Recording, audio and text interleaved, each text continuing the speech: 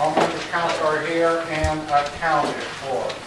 Before we move into the meeting, I do want to remind everyone, if they have a cell phone, to please turn it off or place it in the vibrating position.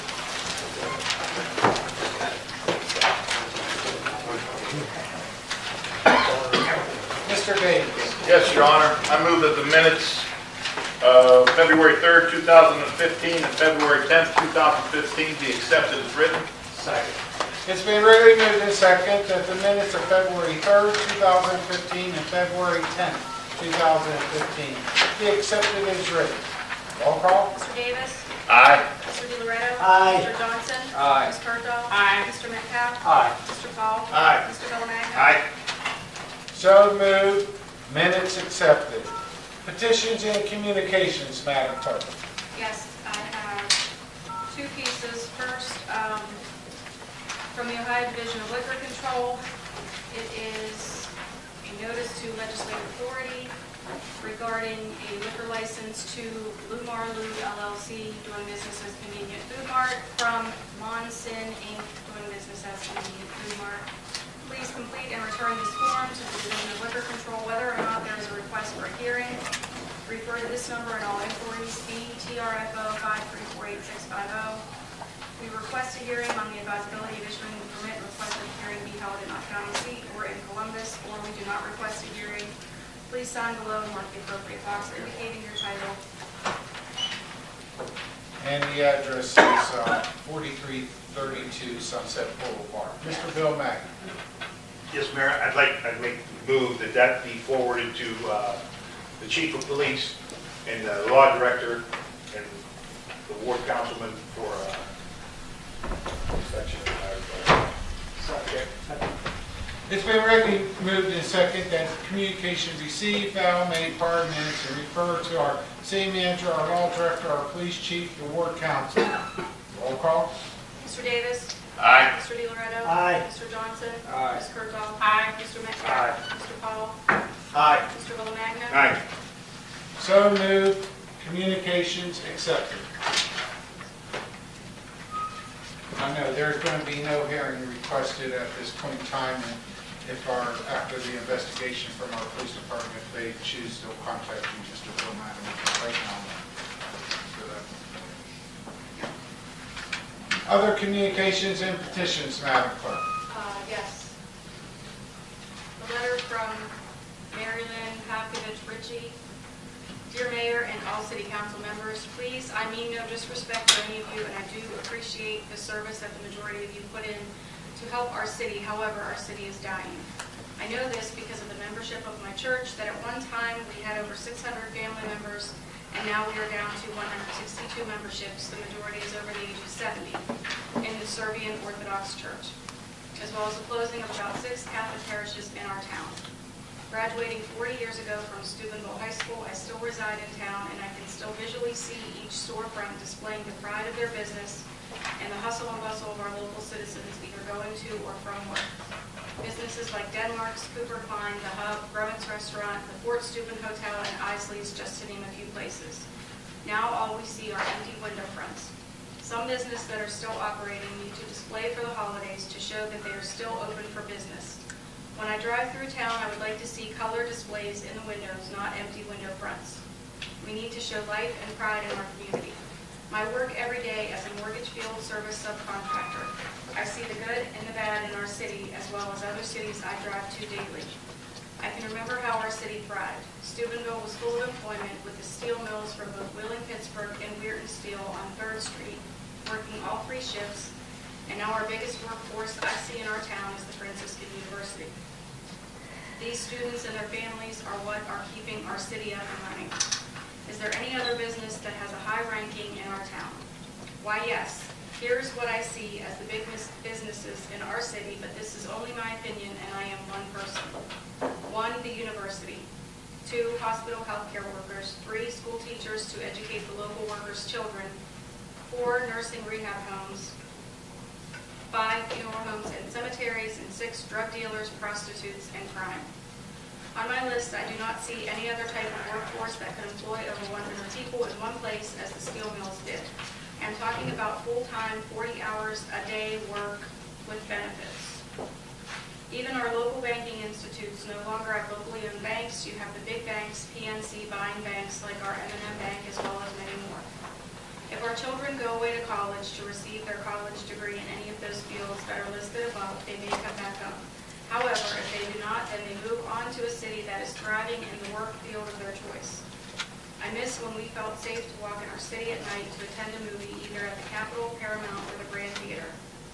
In my daily travels, I see empty buildings and/or homes falling down that are unsafe, and for that neighbor who lives next door to these buildings, fear of that home falling on their home. Our city of Steubenville needs help from outside businesses. We need to have our city marketed as a great place to raise a family with successful businesses. Because it is a great place to raise a family, I am proud to be from Steubenville, where my husband and I raised our son. But where are the businesses in our city? We say we are the burg of Pittsburgh. However, we need to have more local businesses to reestablish our city. When Pittsburgh lost all the mills on the riverfront, they went out and talked to corporations to come and move their businesses there. They built on the empty mill lots, high-rise buildings. Where are the businesses that could have Steubenville as their home base? Do we have anyone who can market our town? First steps, we must make our city look appealing to these outside corporations. Could the city fathers contact downtown building owners who have empty buildings and make them look presentable and place something in their windows? If for no other reason, they could sell their building if it looks good from the outside. Exterior curb appeal presentation is 99% of what draws someone to buy a home. Maybe an outsider could buy that building and establish a new business. Ask yourself a question: how can I make this city marketable for a new business? Answer: exterior curb appeal, appearance, schools, hospitals, and people who will welcome a new business with open arms. For the most part, we have the draw, and we as residents of Steubenville must prove that we are worthy to be a hub for that new business. This is a good start, showing our city pride. My compliments on the Fort Steuben Land Office and their volunteers, which gives a glimpse of when Steubenville was first established as a city. The use of the fort and the open-air theater are great in the summer with all the established programs. This draws people into our town. My understanding that the 4th of July celebration is always a great pool for family reunions and patriotic gatherings. I think that the use of the fort in the Commons area would be a perfect place for this year's venue. Let's bring this celebration back into the town. Have a parade like most cities do. Even if it is a small parade, it will show our appreciation to our founding fathers. Close off 3rd Street from Adams to Market, and close Market Street from 4th to 3rd, and have an old-fashioned 4th of July celebration with a bait, carnival amusements, and food vendors, and having a patriotic musical program and/or a play on stage all day, and ending the day with a fireworks display from a barge on the river. There are seats at the theater as well as other people sitting on blankets in the grass. Make it our 4th of July Frontier Day celebration. Use of school and church parking lots and a shuttle bus service running every half hour for easy parking for those who park far away. Why don't we try something new and use Bates Brothers? We would be patronizing a local business. Try and remember back when you were young and excited for the yearly carnival to come to town. There's really nothing for our young children to do but get into trouble. Grand Theater Group, I can hardly wait for the renovations to be completed and start to attend shows and hopefully plays and musical productions there. Once again, I look back on my youth from the last few days of school. The 3 theaters in the town sold 12 to 14 tickets on a strip to the children at school for a Tuesday afternoon movie for 10 cents a movie. I understand the price of inflation, but once again, here is something to keep the kids off the street and safe. Our city is full of great spots for fantastic ideas to come to meet. As sports-minded as our city is, I can see a minor league baseball team here in the downtown area where there are dilapidated homes and buildings to be replaced with a stadium that could also be used not only by a semi-pro team, but by both high school teams and a high school or college playoff venue as well. You could make your money back and support our area. I apologize for the rambling, as my husband would say, but I believe our city needs help, and who better than you, our city leaders, to help to get the city turned around. We need jobs. These jobs will help put us back as a working city. What did our city fathers back in the 1920s and 1930s do to keep our city alive? They looked to the future of what could work out for our children. I do not want to see Steubenville in the news, a city of crime and unemployment. I want us to return to a city of pride and prosperity. So please find someone to market our beautiful city and bring us back to the land of the living. I remain respectfully yours, Mary Lynn Ritchie. Mr. Metcalf. Yes, Your Honor, I make a motion that the communication be made for the minutes. Second. It's been regularly moved and seconded that communication received, filed, made part of the business. Roll call. Mr. Davis? Aye. Mr. DeLoretto? Aye. Mr. Johnson? Aye. Mr. Berthold? Aye. Mr. Metcalf? Aye. Mr. Paul? Aye. Mr. Villamagna? Aye. So moved. Communication accepted. Other communications and petitions, Madam Clerk. Yes.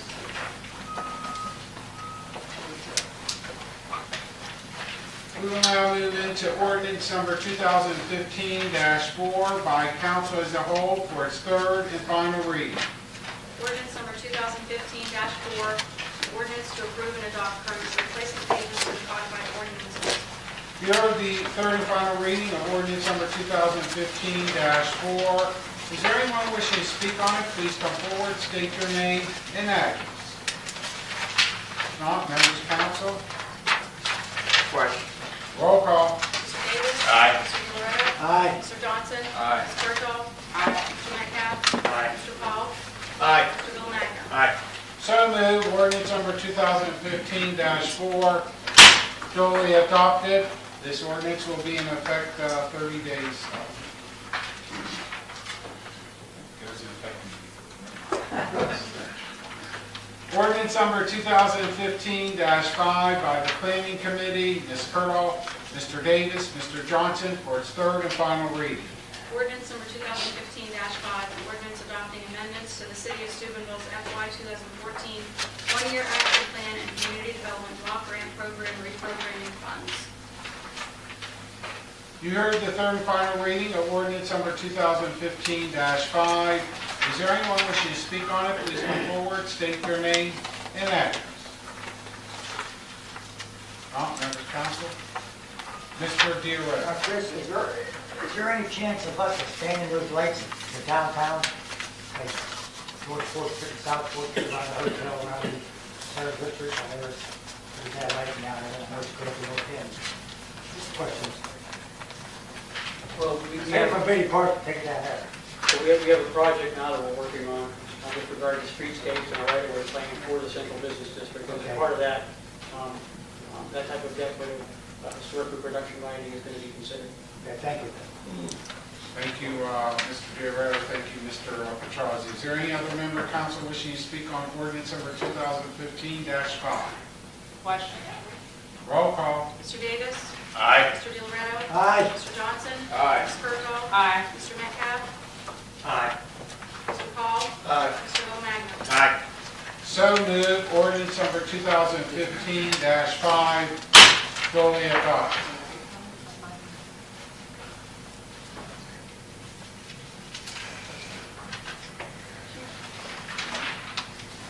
I stand corrected. The last ordinance, the first ordinance that was passed, 2015-4 and 2015-5, will take effect 30 days from today. We will now move on to ordinance number 2015-6 by the Planning Committee, Ms. Curdaw, Mr. Davis, Mr. Johnson, for its third and final reading.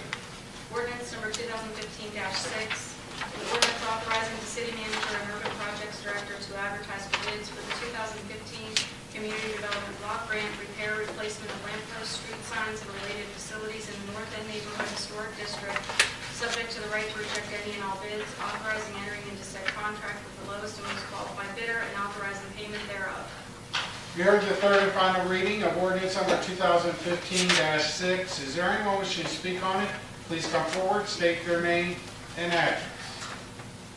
Not members of council. Question. Roll call. Mr. Davis? Aye. Mr. DeLoretto? Aye. Mr. Johnson? Aye. Ms. Berthold? Aye. Mr. Metcalf? Aye. Mr. Paul? Aye. Mr. Villamagna? Aye.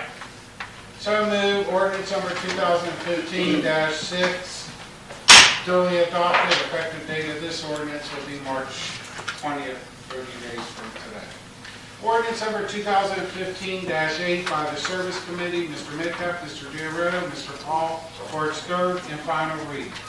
Ordinance number 2015-8, an ordinance authorizing and directing the city manager to advertise for bids for the mall drives and 14 Fort Steuben Drive roadway improvements, city project number 2014-114, subject to the right to reject any and all bids, any rebidding that may be required, authorizing the entering into said contract with the lowest and most qualified bidder, authorizing payment therefore, and to execute contracts as required. Here, the third and final reading of ordinance number 2015-8.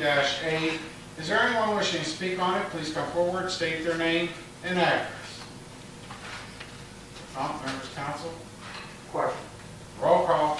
Mr. Davis? Aye. Mr. DeLoretto? Aye. Mr. Johnson? Aye. Ms. Berthoff? Aye. Mr. Metcalf? Aye. Mr. Paul? Aye. Mr. Millanaker? Aye. So moved. Ordinance number 2015-8 duly adopted. Effective date of this ordinance will be March 20th. Ordinance number 2015-9 by the Utility Committee, Mr. Metcalf, Mr. DeLoretto, Ms. Curdoff for its third and final reading. Ordinance number 2015-9, an ordinance authorizing and directing the city manager to advertise for bids for the Loretta Drive water line upgrade, city project number 2014-126, subject to the right to reject any and all bids, any rebidding that may be required, authorizing the entering into said contract with the lowest and most qualified bidder, authorizing payment therefore, and to execute contracts as required. Here is the third and final reading of ordinance number 2015-9. Is there anyone wishing to speak on it? Please come forward, state their name and address. Members of council, Question. roll call. Mr. Davis? Aye. Mr. DeLoretto? Aye. Mr. Johnson? Aye. Ms. Berthoff? Aye. Mr. Metcalf? Aye. Mr. Paul? Aye. Mr. Millanaker? Aye. So moved. Ordinance number 2015-9 duly adopted. Once again, effective date of this ordinance will be March 20th, 30 days.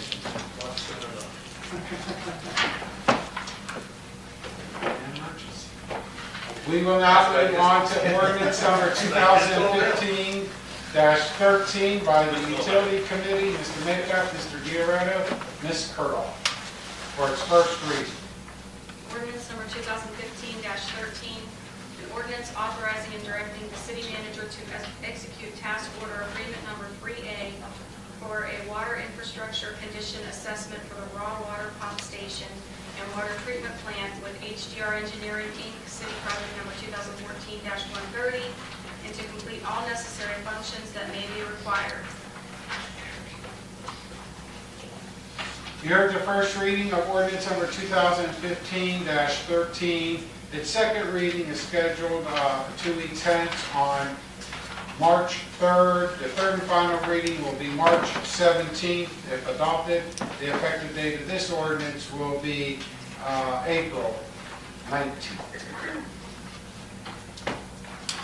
Ordinance number 2015-14 by the Utility Committee, Mr. Metcalf, Mr. DeLoretto, Ms. Curdoff for its first reading.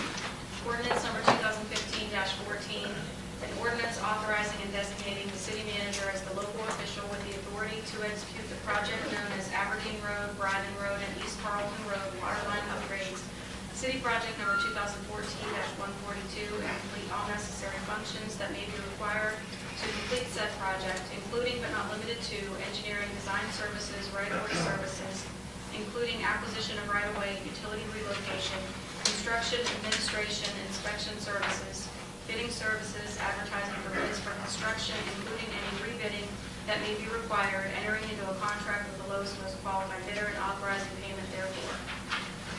You heard the first reading of ordinance number 2015-14. Its second reading will be scheduled 2 weeks hence on March 3rd. The third and final reading on March 17th. Effective date if adopted 30 days thereafter. Ordinance number 2015-15 by the Utility Committee, Mr. Metcalf, Mr. DeLoretto, Ms. Curdoff for its first reading. Ordinance number 2015-15, an ordinance authorizing and designating the city manager as the local official with the authority to execute the project known as Layville Avenue Waterline Upgrade, city project number 2014-143, and complete all necessary functions that may be required to complete said project, including but not limited to engineering design services, right-of-way services, including acquisition of right-of-way, utility relocation, construction administration, inspection services, bidding services, advertising for bids for construction, including any rebidding that may be required, entering into a contract with the lowest and most qualified bidder, and authorizing payment therefore. Here's the first reading of ordinance number 2015-15, second reading scheduled 2 weeks hence on March 3rd, the third and final reading on March 17th, effective date if adopted on April 19th. Ordinance number 2015-16 by the Building and Grounds Committee, Ms. Kurdahl, Mr. Paulo, Mr. Johnson, for its first reading. Ordinance number 2015-16, an ordinance authorizing and directing the city manager and mayor to execute a contract for sale of city-owned property. A copy of the contract is marked and attached as Exhibit A to the State of Ohio Department of Transportation. Here is the first reading of ordinance number 2015-16. Its second reading will be scheduled 2 weeks hence on March 3rd. Third and final reading on March 17th, effective date if adopted on April 19th. Ordinance number 2015-17 by the Planning Committee, Ms. Kurdahl, Mr. Davis, Mr. Johnson, for its first reading. Ordinance number 2015-17, an ordinance authorizing and directing the city manager and urban projects director to advertise for proposals from consulting firms for professional services for the preparation of asbestos assessments and related services, authorizing the entering into of said contract based on costs and qualifications, and authorizing payment therefore. Here is the first reading of ordinance number 2015-17. The second reading will be scheduled 2 weeks hence on March 3rd. The third and final reading on March 17th. If adopted, the effective date will be April 19th. Ordinance number 2015-18 by the Planning Committee, Ms. Kurdahl, Mr. Davis, Mr. Johnson, for its first reading.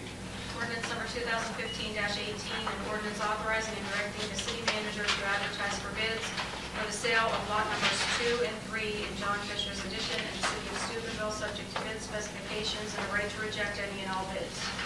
Here is the first reading of ordinance number 2015-18. The second reading will be scheduled 2 weeks hence on March 3rd. The third and final reading on March 17th. Effective day, if adopted, will be on April 19th. Ordinance number 2015-19 by the Finance Committee, Mr. Maycap, Mr. Davis, Mr. Johnson. Ordinance number 2015-19, an ordinance amending section 191.10 and section 191.14D of the codified ordinances of the city of Steubenville. You heard the first reading of ordinance number 2015-19. Second reading will be scheduled 2 weeks hence on March 3rd. The third and final reading on March 17th. Effective date of the ordinance, if adopted, will be April 19th.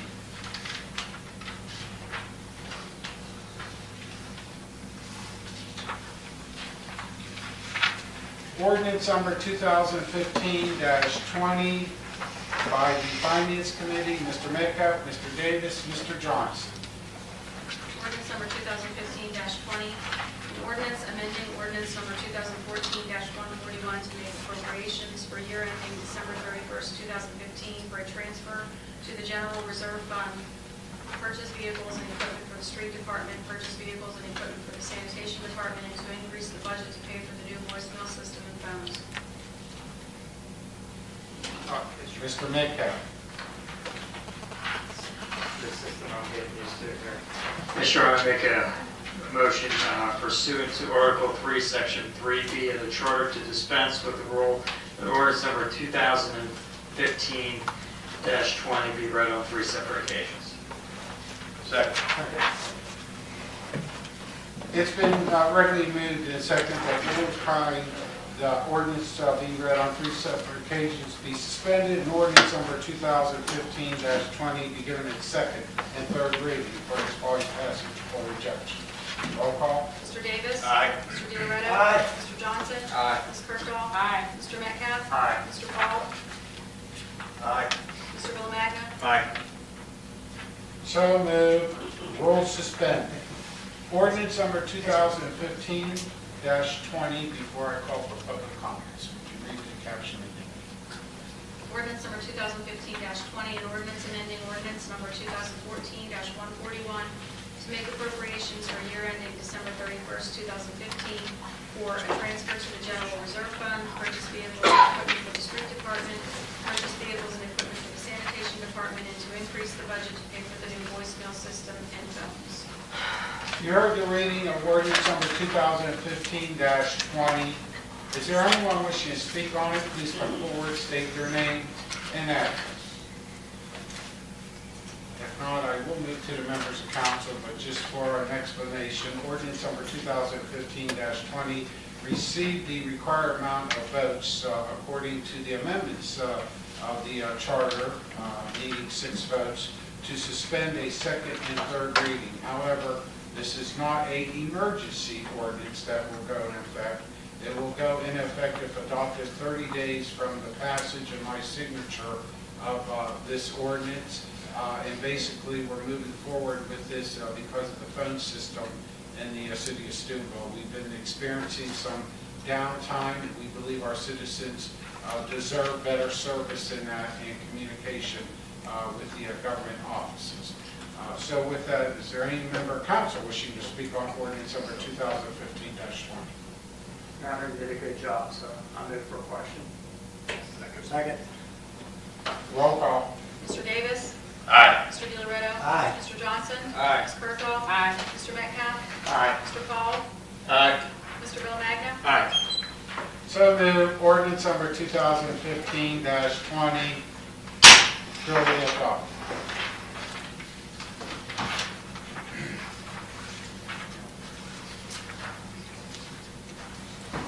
Ordinance number 2015-21 by the Finance Committee, Mr. Metcalf, Mr. Davis, Mr. Johnson, for its first reading. Ordinance number 2015-21, an ordinance amending ordinance number 2014-140 to amend the revenue tax budget for the year ending December 31st, 2015 to adjust for the change in revenue from the transfer into the general reserve fund from the general fund. You heard the first reading of ordinance number 2015-21. The second reading will be 2 weeks hence on March 3rd. The third and final reading on March 17th. If adopted, it would be in effect on April 19th. Ordinance number 2015-22 by the Finance Committee, Mr. Metcalf, Mr. Davis, Mr. Johnson, for its first reading. Ordinance number 2015-22, an ordinance authorizing and directing the finance director to transfer the amount of $236,274.91 from the general fund 01 to the general reserve fund. You heard the first reading of ordinance number 2015-22. The second reading is scheduled 2 weeks hence on March 3rd. The third and final reading on March 17th. If adopted, it would be in effect then on April 19th. Ordinance number 2015-23 by the Finance Committee, Mr. Metcalf, Mr. Davis, Mr. Johnson. Ordinance number 2015-23, an ordinance authorizing and directing the city manager to enter into a contract with World Radio Telecommunications for an upgrade of the city phone system. Mr. Metcalf. Yes, Your Honor. Once again, I make a motion pursuant to Article 3, Section 3B of this charter to dispense a rule that ordinance number 2015-23 be read on 3 separate occasions. Second. It's been regularly moved and seconded that the rule calling ordinance be on 3 separate pages be suspended and ordinance number 2015-23 be given its second and third reading for its vice passage or rejection. Roll call. Mr. Davis? Aye. Mr. DeLoretto? Aye. Mr. Johnson? Aye. Ms. Berthold? Aye. Mr. Metcalf? Aye. Mr. Paul? Aye. Mr. Bill Magna? Aye. So moved. Roll suspended. Ordinance number 2015-23.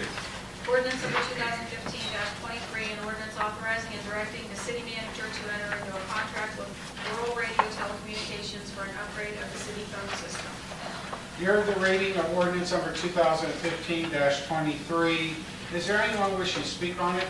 Please come forward, state their name and address. If not, once again, this ordinance accompanies the ordinance that was passed before. We have voted and received the required amount of votes of 6 to suspend the second and third reading. This ordinance will also go in effect 30 days from this evening. And I believe earlier today, the city manager received the contract that was distributed to all members of council, and that should be an attachment to this ordinance. Any other member, or any member of council wishing to speak on ordinance number 2015-23? Question. Roll call. Mr. Davis. Aye. Mr. DeLoretto. Aye. Mr. Johnson. Aye. Ms. Kurtolo. Aye. Mr. Metcalf. Aye. Mr. Paul. Aye. Mr. Bill Magna. Aye. So moved. Ordinance number 2015-23, fully adopted.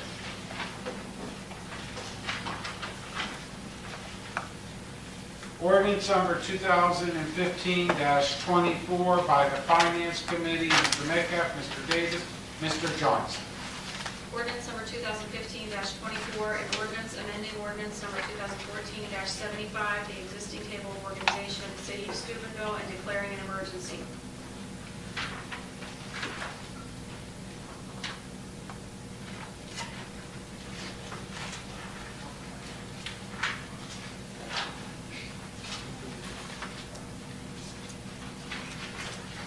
Mr. Metcalf. Go ahead. After a long delay. Your Honor, I make a motion that the rule requirement ordinance be read on 3 separate occasions be suspended. Ordinance number 2015-24 be given a second and third reading this evening for its obvious passage or rejection. Second. It's been rightly moved and second that the rules requiring ordinance be read on 3 separate occasions be suspended, and ordinance number 2015-24 be given its second and third reading for its obvious passage or rejection. Roll call. Mr. Davis. Aye. Mr. DeLoretto. Aye. Mr. Johnson. Aye. Ms. Kurtolo. Aye. Mr. Metcalf. Aye. Mr. Paul. Aye. Mr. Bill Magna. No. So moved. Rules suspended. Ordinance number 2015-24. Ordinance number 2015-24, an ordinance amending ordinance number 2014-75, the existing table of organization of the city of Steubenville and declaring an emergency. During the reading of ordinance number 2015-24, is there anyone wishing to speak on it? Please come forward, state their name and address. Not members of council. Mr. DeLoretto. Point of clarification, are we going to bring in the finance director separate, or just part of the ordinance we're hiring here, this ordinance right here, 2015? Mr. DeLoretto, the ordinance that's before you right now is an ordinance changing the rate of compensation for the finance director. Later on, I believe under committee reports, the city manager will report on the selection process, and I believe following that, there'll be a motion to actually confirm his recommendation. His recommendation, name and salary. That is correct. Thank you. Well, the salary's in this ordinance. I got some saying this is becoming confusing. The salary's in this ordinance, I want to go against the salary increase, I don't want to go against the entire table of organization. You'll have an opportunity to vote on the name later on in the meeting. This ordinance is voting on the salary. Okay? I want to make sure he's okay. Second. This is a salary. Yes. Mr. Bill Magna? Yes, Mayor. Ordinance 215-24. I'm opposed to it because we hired a finance director from out of town here to take over when Lisa Kirker left, and Stacy Williams did an excellent job. But we adjusted the salary at that time to bring her on board, and that was 6 months ago, and now we're hiring another finance director who is from out of town also, and we're jumping her from $64,276.99 to $70,000 with an increase of $5,723 increase. And I asked, I never received, I don't understand why we go out of town for these appointments, but I asked if other people applied, but I never got that information. So I don't really know if anybody applied or not from in the tri-state area. But to give 2 pay rate, to adjust the pay scale 2 times in 6 months for the finance director, I think is just not right. I think it sends a bad message to the employees of the city of Steubenville, people who have worked here for 25, 30 years, who are making a substantial amount less. You have police captains and sergeants and patrolmen. You have fire assistant chiefs, captains, and lieutenants on the fire department that have been here for 30 years making a substantial amount less than this. You have water director, M&R director. I just think that giving these kind of pay raises with our situation, our budget the way it is wrong. If we have to hire somebody from out of town, then we have to. But I believe that $64,000 starting out, $276.99 starting out for the city of Steubenville is a fair and equitable wage. Now, colleagues tell me that they're using this as a stepping stone. I explained myself with this, but I want the public to hear. We've had 8 city managers, and they've all left, and because they don't have the same commitment that we have to the city of Steubenville. That's my opinion. Born and raised here, going to die here. I got to look everybody in the face here when I leave, and I just think that we should try to hire somebody from this area. The finance director, Stacy Williams, didn't leave because of the money. She got more money. Stacy left because she got a job that was just within a mile within her house, which, no fault to Stacy Williams, that's what life is all about. You're supposed to try to better yourself. But I just think that $64,276.99 is a fair wage to pay that. And then if she stays for a year or something, then we could address these issues down the road, because I'm for everybody making a fair wage. I don't want anybody to work for this city not to get paid. But also, as a city father, I look at the budget also, and I also hear from these employees, these other department heads are disgruntled because they feel the same that I do. It's a slap in the face to give this kind of money to somebody that's just coming in when you have people that work here all the time. And to give these other people raises, we would have to really examine the budget, which I guess we're going to have to do that down the road, but that's my opposition to this ordinance. Thank you, Mr. Villamaina. Is there any other member of council wishing to speak on ordinance number 2015-24? Mr. Diaretta. Yes, along the same tune, I'm not a city father, I'm a city grandfather. I just think now is not the opportune time to give someone a raise from outside. Pretty much a speech very short. We got a contract coming up with the firemen and everybody else. The cookie jar is empty. There's no more cookies in the jar to take. It's like running a family. You've got to touch your budget, and you have to say no to sometimes to some of your kiddies. We have a tough road ahead of us, and as I look down the road, there's 7 of us here. Next year, there'll be 4 of us here for sure. One's retiring, 2's up for re-election. It's going to be 4 to 7 people are calling the shots for 18,000 people. I think the rank and file should have a say in anything else on down the future. We're only 7 people. Everyone else has rank and file. The steel workers, our unions. My father had a rank and file. The citizens have no rank and file. We're at their mercy, what we give them. And I'll tell you one thing right now, they're very upset with the JB Green Tea. And I'm glad I'm not taking that abuse. Thank you, Mr. Diaretta. Is there any other member of council wishing to speak on ordinance number 2015-24? Mr. Bolt. If I could just a quick comment, just to address some of the comments made by Councilman Villamaina, I would, again, I do not recall that we changed the salary for the last finance director. I would certainly look into that and try to clarify if that's the case, and certainly if that was, I'd stand corrected. But I do think we need to look at that. And then we did have a number of candidates. And I've conducted a number of interviews. My criteria is selecting the best person for this city that I think is the best person to perform the duties that we need for the city. That's my qualifications. Thank you, Your Honor. Thank you, Mr. Bowman. Any other member of council wishing to speak on ordinance number 2015-24? Question.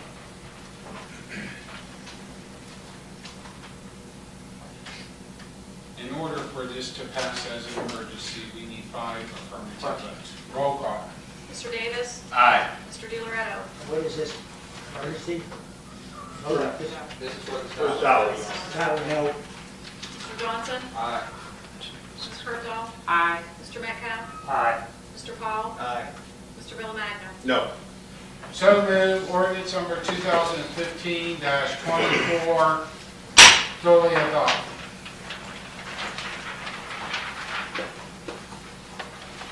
Ordinance number 2015-25 by the Finance Committee, Mr. Metcalf, Mr. Davis, Mr. Johnson, for its first reading.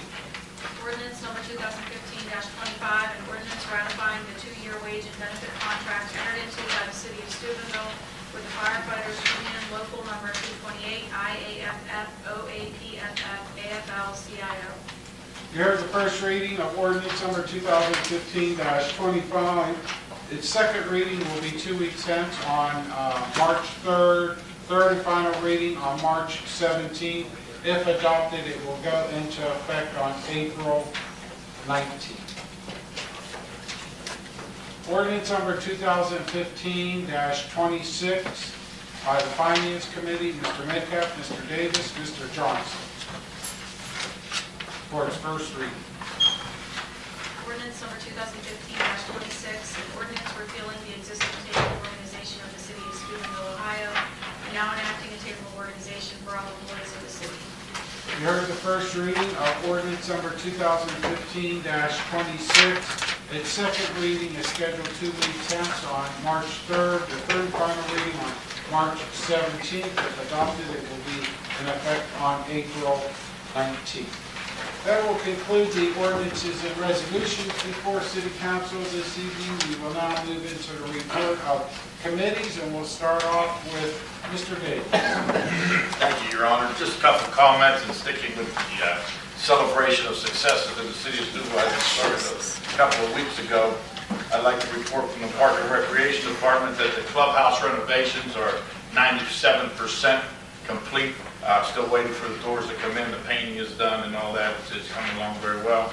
Also, at Bellevue Park, there was a slip last year caused by a storm in August. The hillside along the trail was coming down, and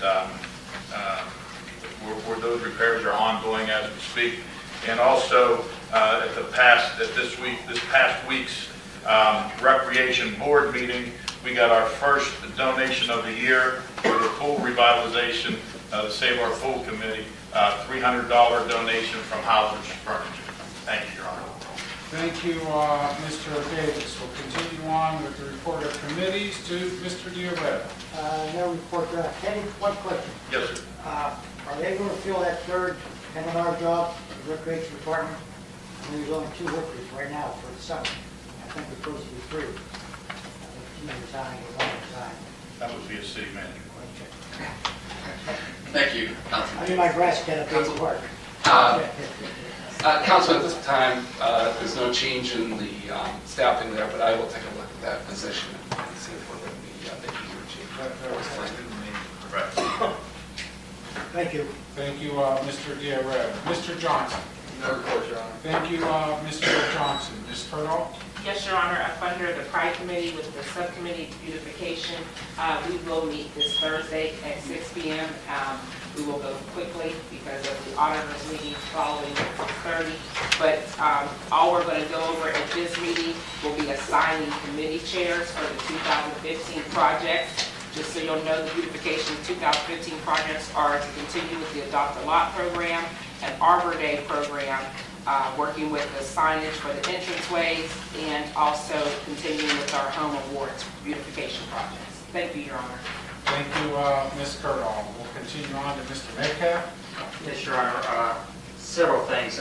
First of all, I'd like to ask the city manager, you brought up several times, we just had a discussion on salaries, wages, et cetera, within the city of Steubenville. I asked that we have a wage and benefit study done, so that way we can be lined properly, please. Yep. Thank you. As far as successes in the city, it's good to report that. It's good to be positive. And in the water and sewer system, the residential meter phase is well underway, and hopefully it'll be completed by the end of the third quarter. I will report in about 2 weeks on how the process went, because I will have mine installed by then. So I will let the city manager know how it went. Hopefully good. We got you on the list early. Yeah, I'm on the list, I understand that. I'd like to just mention about Lover's Lane and Sunset, the intersection upgrade. We got W. Quicksall in Philly was our selected design consultant. Federal dollars were encumbered January 12th of this year. City is only responsible for 10% of that whole project. Contract has been signed, kickoff meeting has taken place, and we are tentatively scheduled to start this project this summer of 2017.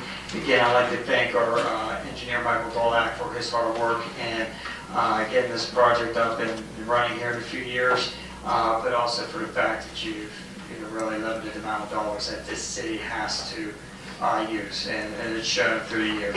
Over $22 million worth of projects that cost us less than $1 million. So thank you, Michael.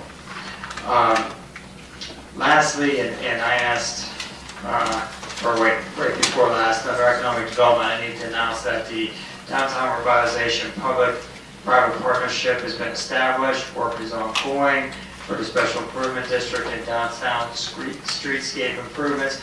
That on March 3rd, I apologize, March 4th, excuse me, there will be a meeting at 5:30 in the Puglisi room between the SRG Downtown Revitalization Group and the Economic Development Committee of Council. Lastly, I asked Ken if I could steal part of his thunder from Parks and Recreation. This past Thursday, I didn't even roll good in your hires, and Mary Beth is a phenomenal hire as a recreation director. She's come up with a lot of ideas, so if anybody wants something to do for their children, 2 pages.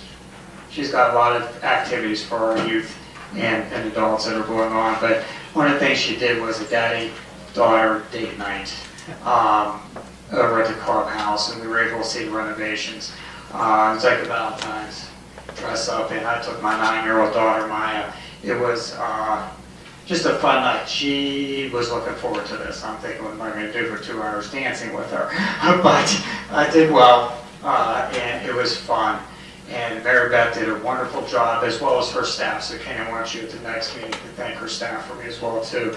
The preparations, the food, pizza, cookies, pretzels, drinks, soft drinks, just entertainment. And these kids enjoyed being with their dads. The daughters enjoyed being with their dads.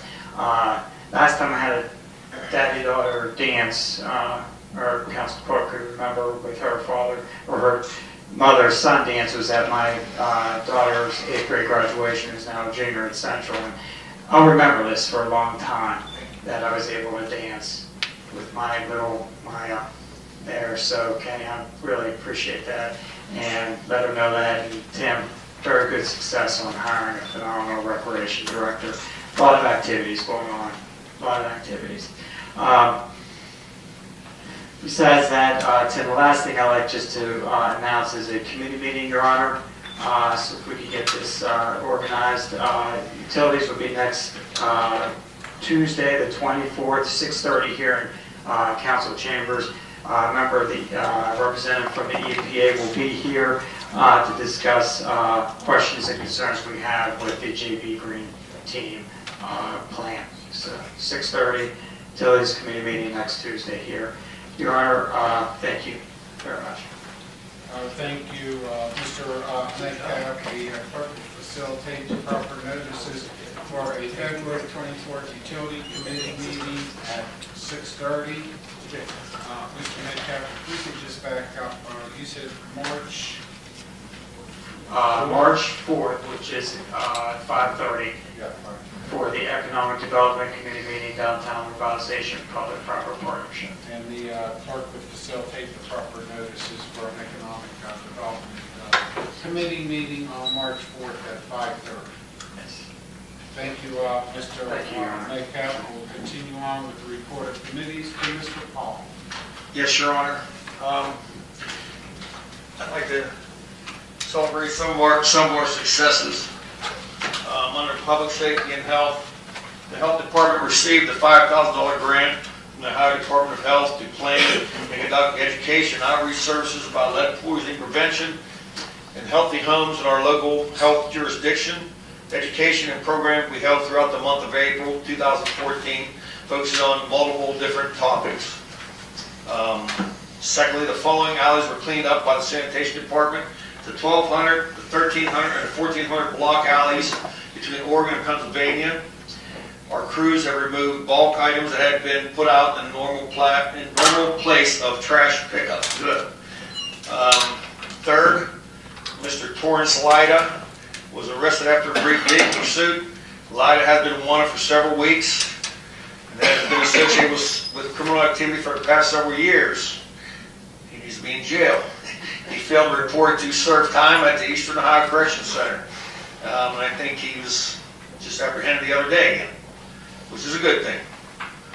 Our administration is targeting a date in April, possibly the 25th, as a projected annual spring clean-wide city cleanup date. Yonk, this is for you. We are hoping to partner with Franciscan University and also the Hilltop CDC group. Each year we encourage a citywide cleanup your neighborhood event in conjunction with the week of Earth Day, April 22nd. People are asked to get out in their neighborhoods and clean around their yard and blocks. It's usually held on the same day as the Hilltop CDC Laybell Pleasant Heights Cleanup Day. Let's see. Sorry about that. I'll be ready. Another thing we have, the alley behind the Grand Theater in the Central Business District was cleaned up by our sanitation crews. The code enforcement officer in zoning and planning have conducted Central Business District maintenance inspection and city gateways maintenance inspections, identifying and addressing issues through these areas. There was a large pile of mattresses and couches cleaned up in the 200 block of South Court Alley by our sanitation crews, and Officer Scott was recently named a member of the Ohio Code Enforcement Officers Association, otherwise known as the OCEOA. Remember that. There's a test tonight. And he will be attending training on February 19th of this year, this month. 2 days. Our fire department activities, the vehicle maintenance program continues to progress. Engine 6, 7, 11, the 55 engine ladder truck, 50-foot engine ladder truck at headquarters from All American Fire in Canton, where a number of maintenance issues were addressed and repaired. And 6731, the rescue truck at headquarters, is being scheduled for repair in the next couple of weeks. Work on the alarm room at headquarters is nearly completed. Ceiling tiles have been replaced, and the area has been reconfigured to allow for cleaner and less cluttered work areas. We don't need a fire hazard in the fire department. The swearing in of one of our new fire departments on the Safer, who shut that off, Frank? The Safer grant will take place on 2/23 at 2 p.m. And the Emergency Response Planning Committee has picked a consultant after receiving more information and hopes to get this project started by the first week of March. Also, last but not least, the crime rate in the city of Steubenville has declined in 2014 in the following major categories: homicides, robbery, assaults, burglary, theft, and theft from vehicles. Overall, the crime rate over 8 major categories was down 30% in 2014. Thank you to all our health and safety forces. Also, I'd like to commend Officer, it would be Patrolman Ed Karovic, Nate Klein, and Dispatcher Calandros for helping the veteran. And also I'd like to congratulate, he's a sheriff, the county sergeant, right? Officer Robert Lamanti. If you noticed last week, Joe Lamanti, I'm sorry, his brother's Robert. Joseph Lamanti. Sorry about that, Joe. On their taking care of the veteran, the homeless veteran, feeding him and That was very nice. That was very, I was, we've got to take care of our veterans, you know that. One other thing I'd like to bring up, I'd like to have a safety committee meeting, I guess would be March 2nd, 3rd, okay. One of the things I'd like to bring forward, I'd like to propose, is to establish a vehicle impound lot. I think it's something that we could generate money from. We could have one of our city lots. I know we have numerous ones around. We have one, I think we have two just right down the alley here. We could fence that in. But that's something we would talk about in our safety committee meeting. And I'd like to discuss that also with the feral cats, the broken windows policy, and some other things that the city manager and I will get together on the agenda. And I think I'd like to have it at 6 o'clock. What do you think, Tim? I feel good. Okay. 6 o'clock? Okay. What day was it? The 2nd, right? March 3rd. March 3rd. March 3rd. The clerk will facilitate the proper notices for our safety committee meeting scheduled for March 3rd at 6 p.m. The agenda will be forthcoming. Thank you. Just for a point of information, if the subject of cats is going to be on the agenda, I have been receiving call after call after call from my sister-in-law from Reynoldsburg, Ohio, who would like to come in and make a presentation. She's more than welcome. I would need that help because we have a gentleman in the mill that likes to She does take the cats and put them in a home. So if your sister-in-law likes that, she's more than welcome. She's Please. worried that we're going to kill the kitties. We will not kill the kitties. Tell her to bring a couple kennels with her, don't All the sheep, trust me. Or someone with a big farm. I would like to remind everybody too, the Friday before St. Patrick's Day, the Jefferson County Humane Society will have their annual fundraiser out at the St. Florian Hall. And I encourage everybody to attend the Joy Pianos. Mr. Metcalf? You need to stop. You smoke kitties? Anything else, Mr. Paul? Yeah, I got, no, I'm kidding. Thank you, Mr. Paul. Mr. Bill Magna? No report, sir. Yes, Mayor. Myself and Mr. Paul were talking before the meeting about the city services.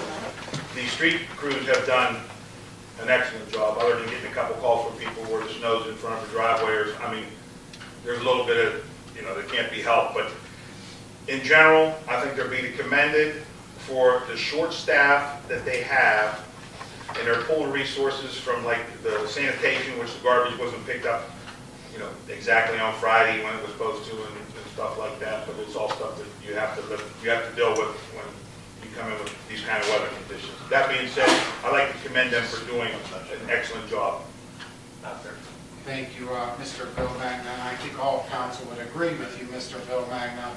Our crews are doing a fantastic job under the conditions. You're absolutely correct. Staffing levels are a concern, but more importantly, this brutal cold. This morning I woke up and I was watching some national news, I believe it was on today, noting that there was residents, I believe 600,000, without electricity up in the New England area. And I was counting my blessings. Man, isn't it great to have heat in the house, able to go over, turn on that light switch, and have power at my house, have gas at my house. And then when I turned on that nice hot water, I thank the guys in our water department for providing that nice warm water so I could shower before I left the house this morning too. So we are blessed. So thank you, Mr. Bill Magna. Yes, I did take it. Thank you, Mr. Bill Magna. That will conclude the reports from the members of council. We will now move into the administrative officer, and we'll start off with our city manager, Mr. Baldwin. Thank you, Your Honor. I have a number of things this evening, so I'll try to move through them as quickly as I can. First off, I do appreciate the comments from council members regarding our street department. They are doing a whale of a job this year, and I know they'll appreciate your comments. I would, in the report, I think it identifies about 35 different streets that the street department has worked on specifically for pothole repair. So I know they're out. They shift gears pretty quickly, going from snow and ice management control, and then they go right into pothole and street repair. And I do know that some of the sanitation, the trash pickup is kind of been coming in third on that list, but hopefully we'll be able to get through our current weather situation and get back on a more normal pattern. But again, those comments are appreciated. One other thing, and along with fixing the streets and clearing the ice and snow, there was a faulty underground wiring situation. Caused an outage of several street lights at the Brady interchange. Those were all replaced, and all the lights are back in operation. This was a fairly complicated activity and process, but we were able to perform that in-house, and certainly under extremely difficult weather conditions. So again, our hats off to our crews on that. And then finally, just an update on a couple of different projects that were passed through our budget. City administration is going forward to make certain we implement those in a expedited manner. We have signed a contract with M&G Architects for the preliminary plans of the Civic Plaza project. We also received proposals, or we were anticipating receiving proposals today for our downtown streetscape improvements in our central business district. Chris, did we get three? Okay, so three firms responded, and we'll be reviewing those shortly and moving forward on that very important project as well. And then a meeting is upcoming shortly on progress of the police court and fire department feasibility study. And without objection, Councilman Paul, if we can update council and certainly through your committee on that very important project, I'd appreciate that. That's good. So you should be able to have some information to share, I would imagine. At our 2 weeks ago, at our last regular meeting, we talked a little bit about our water department, some of our delinquencies. The department had sent out an unprecedented number of liens on properties, notifications to landlords and tenants of delinquent situations. I know there were a couple of questions that were brought up. I wanted to take this opportunity to ask our water and sewer billing manager, Lindsay Mont, to take a few moments, if she would, and kind of address in a little bit more detail what her department is doing, focusing on where we are with the delinquency issue. I felt this was a good follow-up to our meeting 2 weeks ago, and certainly is a good preparation for our meeting with the auditor of state on Thursday. So, Lindsay, if you could take a few minutes, and I think there's a couple of handouts that each member of council should have regarding this. I'm sure Lindsay will do a wonderful job. Thank you. I want to cover the delinquency process first. That's the first thing on the bullet points. I know that you've probably seen something similar to this before. But I wanted to break it down a little bit more so it's a little bit better to understand. So your first box there is your bill 1 is mailed out. Second box is your payment is due in 3 weeks, current charge is penalized if payment's not received. Then your second bill goes out. Then you have a payment due in 3 weeks, again, current charge is penalized if payment is not received. So if you see that takes about 30 days for that first bill to go out and then to be received and then paid on. If that's not paid on, then we go to the next bill. You figure there's another about 3 weeks in there. Then we go to delinquent notices are sent to the customer and the landlord if it's a rental property, if they're going to be disconnected.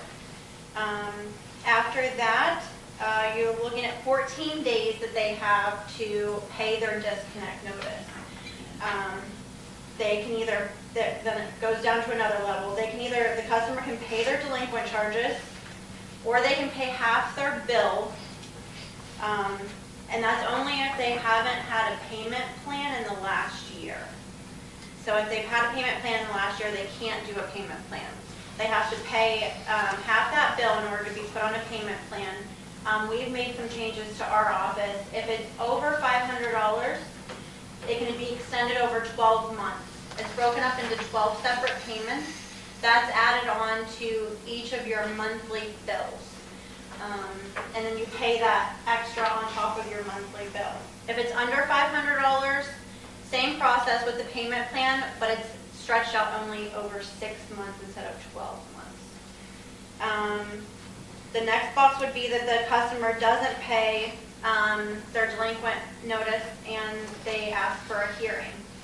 When they ask for a hearing, all penalties stop and the shut-off notice is ceased until they are heard by the hearing.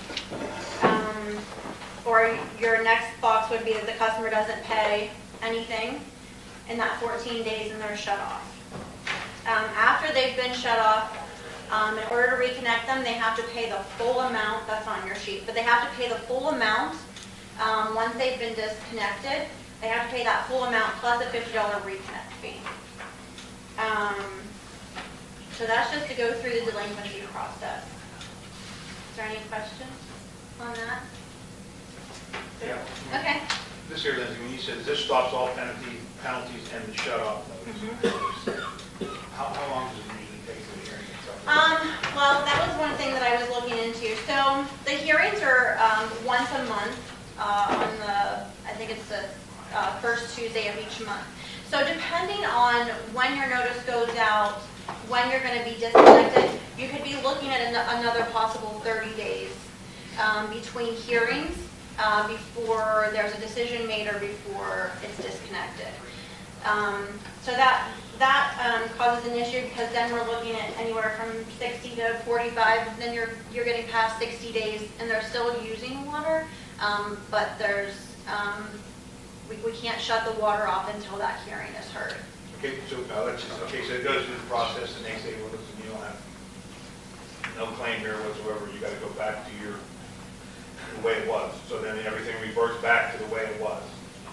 If they The penalties and everything are on there. Right. So after they've been through the review board hearing, the review board hearing makes a decision on what they're going to do with that account. After that, we go through all of our proper procedures to apply that to all the account information, put penalties on, remove penalties, and then if there isn't anything decided as far as a payment plan in there, and the review board sees that they need to pay the full amount, it goes back to the 14-day notice. How many policies I'd like to see in effect? Do we put down a deposit when they sign up? How much is it? The deposit is $150. It's a $30 processing fee. It's also $120 just deposit. So that's the only thing that goes, that's applied to an account if it has an ending balance. All right, number two, when the water's shut off, any place, it doesn't get shut off, turned on unless the bill's paid. And that's how, yeah, that's correct. That's not how it's been, but that's the way it's going to be. That's the way, yes, The water off, pay the bill, after who owns the house, who the tenant is, get the money. right. Number three, I'd like to see a suggestion, when you get a new customer, have the property owner and the tenant come down and sign the paper. We have a lot of visitors from out of town that don't pay anything here, so maybe we get a little water. From Chicago, from Florida, maybe have them reduce it. So, thank you. You're welcome. What y'all made me think of something, 'cause somebody had asked me this. I'm renting a house off Mr. Paul here, so, but he doesn't come with me down to the water department, right? Is that right? Correct. Okay, so now I'm gonna bring you with me because I can't pay the water. Right, so the way that we handle that is your name has to be on a lease in order for you to sign up for water. I have to show you his name. You have to show me a lease.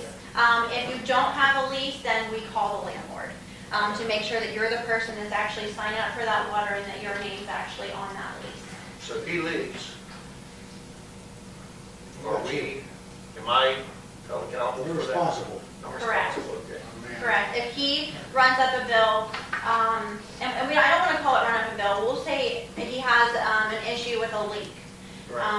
And it gets out of hand and we're not able to catch it sooner than 30 days. He decides he's going to leave, you don't know about it, he moves out, you're stuck with a bill, All right. and then it falls on the landlord to pay that bill off. Okay. Now, every time he would be delinquent, and we'll go through this on the other sheet, but every time that he would be delinquent, you would receive a notice as well as him. So you receive a notice, you know that the bill has been past due. How you deal with that. So we only send, he's only gonna get the bill when I'm delinquent. He doesn't get a water bill duplicate. Correct. He does not receive your water bill as long as you're paying the bill, but once he's delinquent, you receive a bill. So actually, he could be 60 days delinquent. Take off and then I gotta flip the bill. Correct. Okay, we'll do it.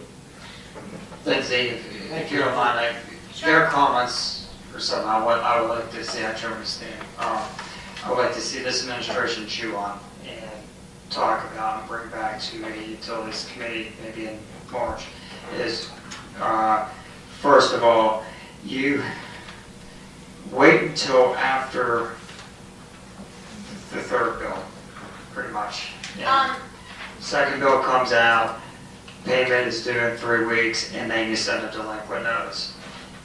Okay, what I'd like to see is a delinquent notice sent to the landlord with bill 2. Okay, following train of thought. With stating that at a certain point in time in the future, whatever that, how many days in the future that would be, that they would, basically be shut off or have to pay delinquent charges. I think we need to up that by 30 days.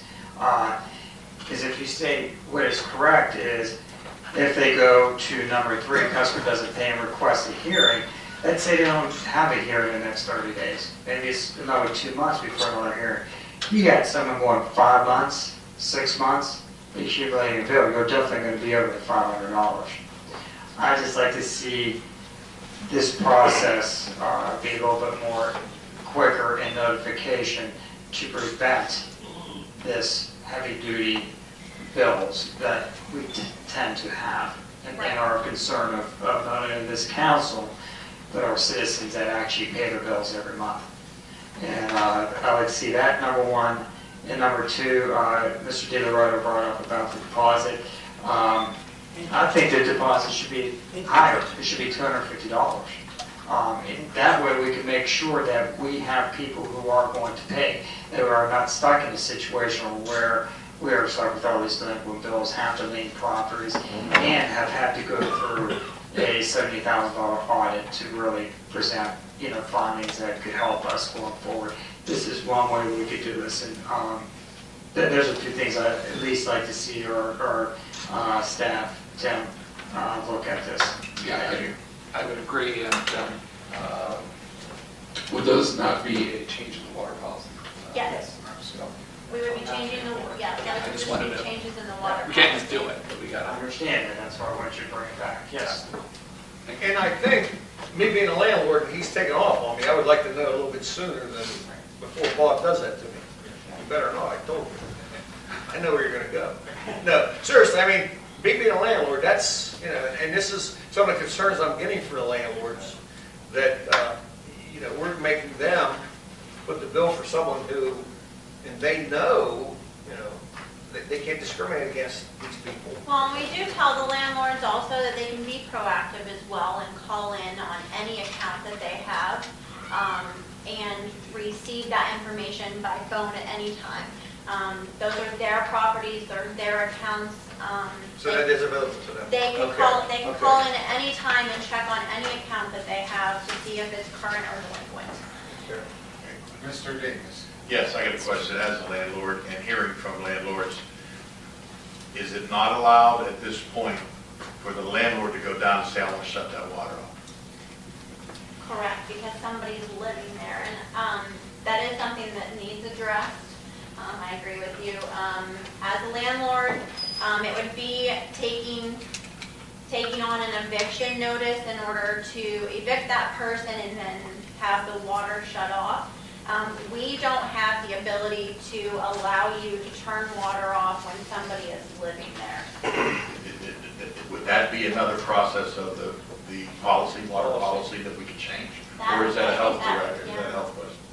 Yeah, that was the basis of the federal lawsuit against us, because landlord wanted to get rid of one of his tenants and just went down there and shut it off. So that we can't. Discriminating against them. Right. Can I ask you a question about that? Okay, I like Ralph Willie because he's left me in a lot of No, but he's the landlord, and I'm going to sign this lease from him, and in this lease it says, tenant is responsible for water bill. Any delinquency over 60 days, I, Bob Little Magna, agree that Mr. Paul, the landlord, has the right to shut my water off. Is that something that we could work around? Well, there's one landlord in town, and Chris is very well aware of him, who's up on stuff like this, and he has that type of stuff in his policy, where if his tenants are behind, I mean, now he can start eviction proceedings against them to get them out. So, yeah, I mean, that can be a... I talked to a couple landlords, and I said that, and then this is the law, which I don't know, obviously, and the other, if I was going to rent, he was going to rent off of me, and I'd get a deposit off of you, $1,000, say, eliminates two. Most people aren't going to be able to pay that, and people that can are going to be pretty good tenants, but they don't want to lose $1,000. So now, after the water bill goes $500, you lose that $500. I'm bringing that $500 down to pay that water bill. I mean, but that's more a legal issue for the landlord to do with the tenant. Between the landlord and the tenant. And if I could just say, I think one of the biggest problems we have, my dad was a landlord. Sometimes my dad, there'd be 7 or 8 people who would come through to rent off of my father. And my father would always ask him, okay, where have you been before? And anybody that came back and didn't pay a bill or was late on his water, he would not rent. And I think a lot of our landlords, they recycle a segment of our community that if they would stop renting to them, then that segment, that cancer, would just go somewhere else. Go to Mingo, go to Fallon. That's something that we do address when we do receive phone calls. We do encourage the landlords while we're on the phone with them to run background checks, do a credit check, make sure that the tenant that you're going to lease to has the proper documents to show that they've paid their bills, that they've been current with their bills. Yeah, I think what you're saying, Lindsay, is, and we talk about a public-private partnership with downtown revitalization. This is saying we need a partnership with it's not just to say that we can't solve this problem on our own. I think it's a partnership with our landlords. Yeah, but each of us have an important part to play in this, and I think we can get there, but we've got to work together.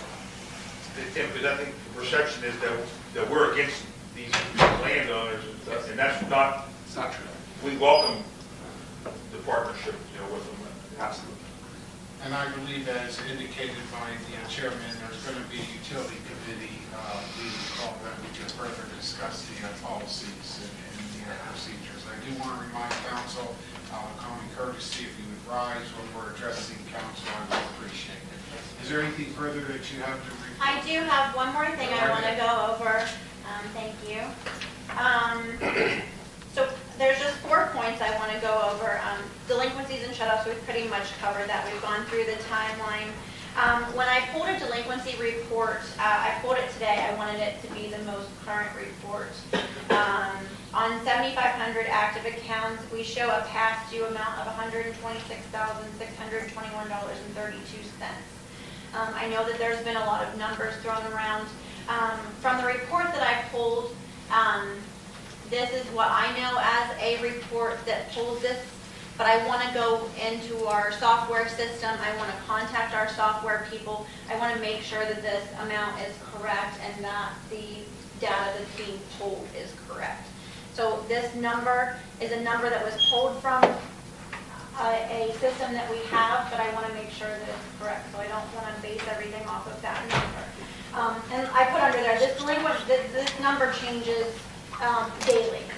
We have people pay bills and not pay bills, so that 30, 60, 90 day changes every day.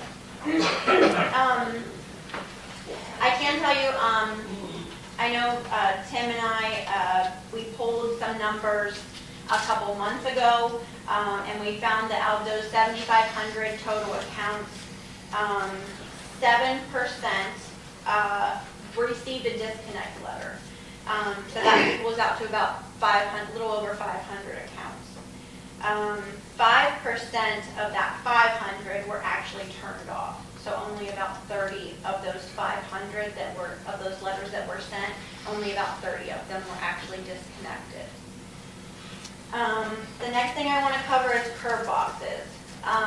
Curb boxes are currently, I'm working with Chuck Murphy. We're working with John Shanley to get those repaired and fixed.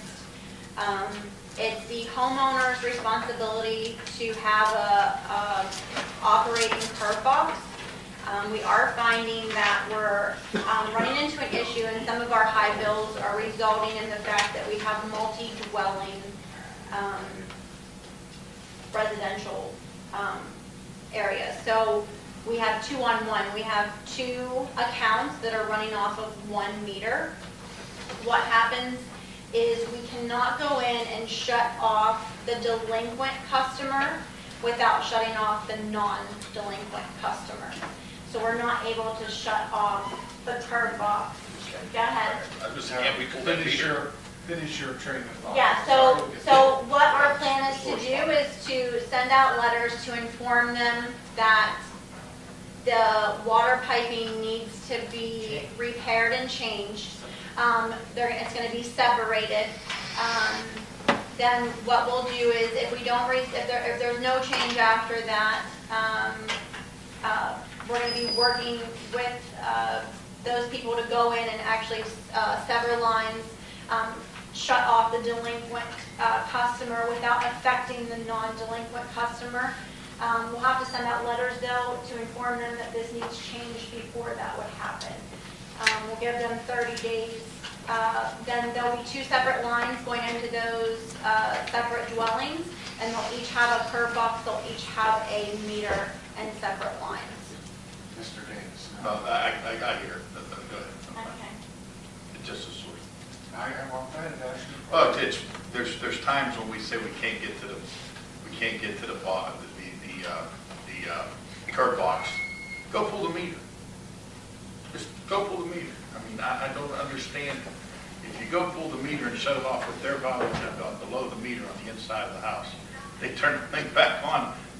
You're going to know if they put a pipe on it. You're going to know that because you're usage. And I know it's a little bit. I don't know what it is. That's why I can't. Right, well, with the that's what's hard about the multi-dwelling, is that you have one customer that is paying their bill and they are current, and they have a bill, but then you have the next door neighbor who's also off that same meter that's not paying Same their curb bill. box, not the same Well, no, the same meter as well. That's probably there. Right, so it's hard, you can't pull the meter because you have one customer that's paying and one customer that's not.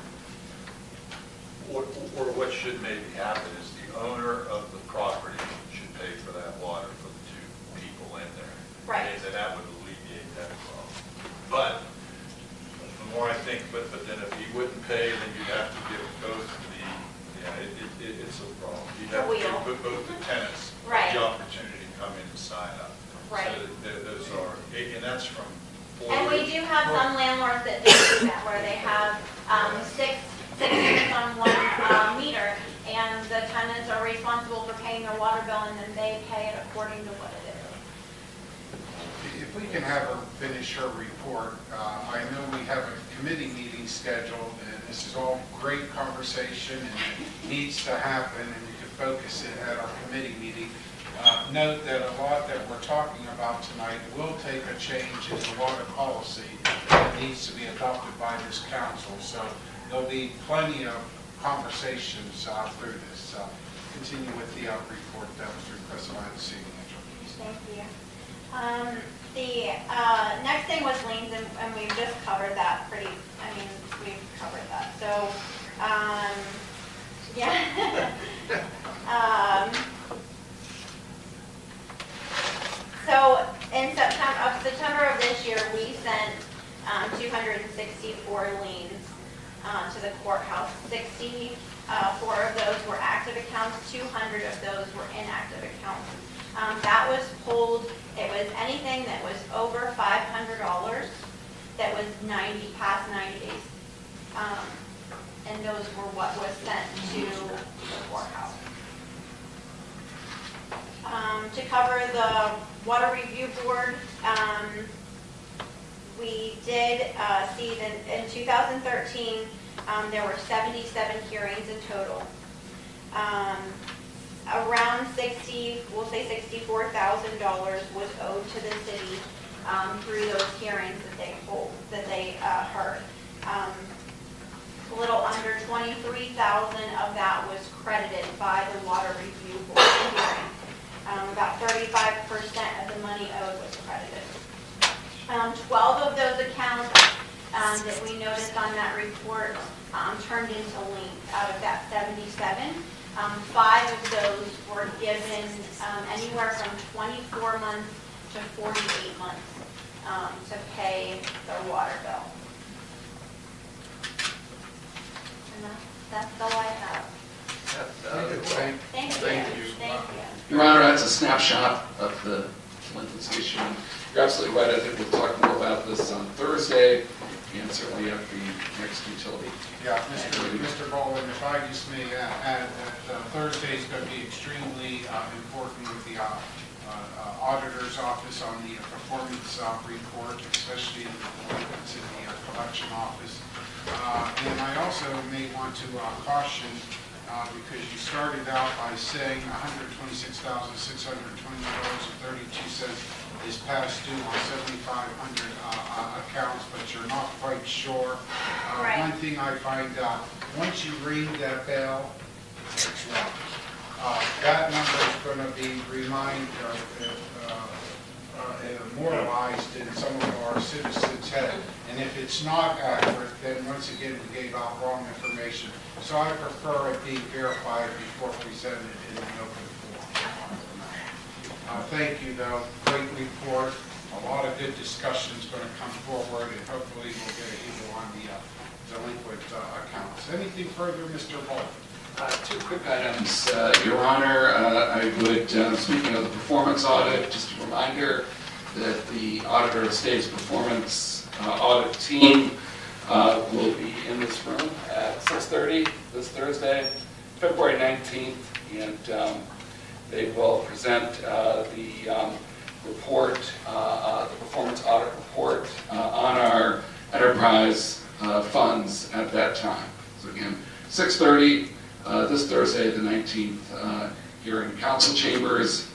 And then finally, Your Honor, I would request that, again, after advertising for our vacant finance director position, conducting interviews, evaluating the qualifications of the applicants.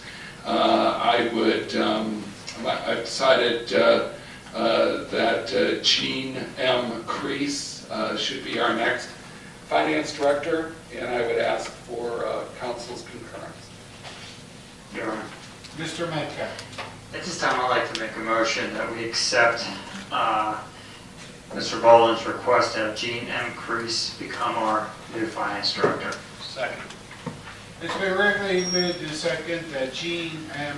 Crease be the next finance director for the city of Steubenville. Roll call. Mr. Davis? Aye. Mr. DeLoretto? No. Mr. Johnson? Aye. Ms. Kurtdahl? Aye. Mr. Metcalf? Aye. Mr. Powell? Aye. Mr. Villamagna? No. So moved. Jean Crease will be our next city or Finance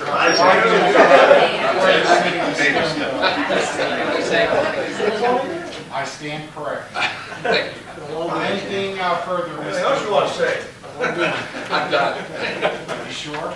Yes, thank you, Your Honor.